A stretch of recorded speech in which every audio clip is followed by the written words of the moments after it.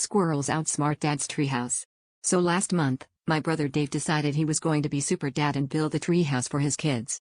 This was a shock to the entire family because Dave's idea of home improvement is screwing in a light bulb backwards. But he was inspired, had watched at least 3 YouTube tutorials, and even bought a new tape measure, which I'm pretty sure he used once before his son commandeered it for a sword fight with the dog. The plan was ambitious.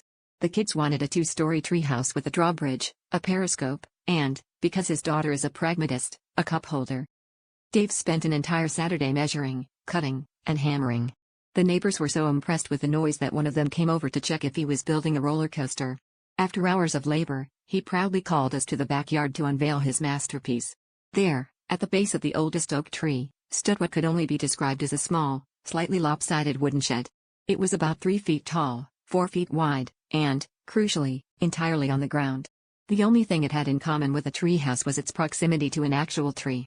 The kids stared at it, then at Dave, then back at the house, before asking if it was a doghouse upgrade. By the next morning, Dave noticed some new tenants had moved in. A family of squirrels had claimed the groundhouse as their own and were apparently holding some kind of rodent PTA meeting. Dave, ever the optimist, tried to evict them with a broom, but the squirrels just flicked their tails and started rearranging his leftover nails. The kids, meanwhile, had given up on their treehouse dreams and were instead charging the squirrels rent in acorns.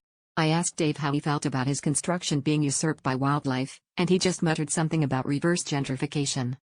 Yesterday, Dave came over and announced that the squirrels had left a tiny note on his workbench. It read, "Thanks for the affordable housing. P.S. We demand rent control." So now, technically, Dave's the first landlord I know to get out negotiated by a bunch of squirrels. Turns out, when life gives you poor measuring skills, you end up with a treehouse so down to earth, even the squirrels think it's a steal.